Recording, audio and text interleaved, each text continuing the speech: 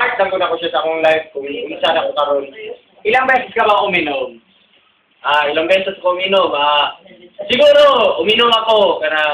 Ganda three times a week. Tapos, start ng 9 until 2 a.m. Wow!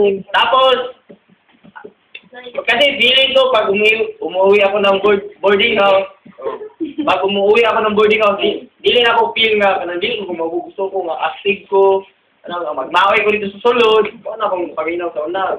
Gusto na ako, pamuko na tanan suga. Baka nakainom ka, ha? So, ingana ko ka-addict sa una. Gusto na ako nga, bisag na lang ko sa kwarto, gusto na ako mag-inom ko, bisag duwa lang sa akong roommate. Nainom ta, kaya para pampatulog lang. Antod siya, hubog na, suka ng kuhan, ginamos. Mailan na nimo, kung saan sila mong kinahon, noodles. Yung ano ba? Corned beef. Corned beef. So, ingana ako ka-addict sa una. Inom. Salamat, Brad! Ngayon naman, partner, baka mayroon kang gustong tanongin naman kay Derek. Derek. Palade. So, good morning, Derek. Inay! Ano yung substance na naging addict ka? Yun nga, yung pag-yosi ko, yung hindi ko maiwan-iwan. Hindi yosi yung kinahawakan. Pwede mo ba? Pwede mo bang i-share yung story mo about sa pag-yosi? About addiction.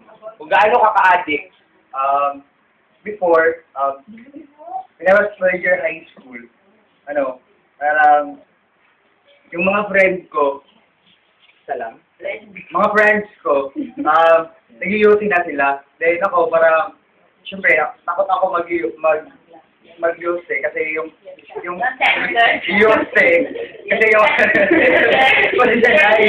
Slang ka, di ba? Hollywood! Kapalik yun, di ba yung pag-intro nila sa akin na mali? Kasi? Yung papa ko kasi, sobrang, sa akin parang pinanggagot. Yung mahal. Mahal niya ako. Ang sobra kasi ako lang yung nag-iisang lalaki sa amin. Wow. Tatlo kami, usap ko lang nag-iisa. Then, yun, parang, because of my curiosity din, parang, bakit parang gusto ko mag-try, gusto ko siya i-try. Nung na-try ko na siya, sakit sa ulo. First, sakit sa ulo. Malipong ka, gamay lang yung mga malipong na ka, malipong na ka, laban na yung mga ulo. And, nung mga naglaro na siya, parang, nakasanayan ko na siya, parang every now and then, nagpapangitan ako yosi. Tapos, hanggang umabot sa time na parang parang sa isang half day, makaubos ako ng isang kaha. Isang cake. And, umabot din sa time na parang na ipon makita akong tao na nag-yosi, parang yung laway ko parang tumutulo na parang kumbaga maglaway. Ganun ako ka-addict sa Bale, mga tagapakinig, mga kapita-pitagan namin panauhin, sinabi sa atin ni Brad Petit, na nagsimula lang sa out of curiosity. Nagsimula lang po sa mga kaibigan, partner, na naging curious siya. At the same time, nakita niya na na-influencehan siya ng mga kabarkada niya. That was the time na umaabot siya sa inuman ng madaling araw, 2 to 3 in the morning. Ganon din yung panauhin natin, partner, na si Derek Ramsey C. Paulate.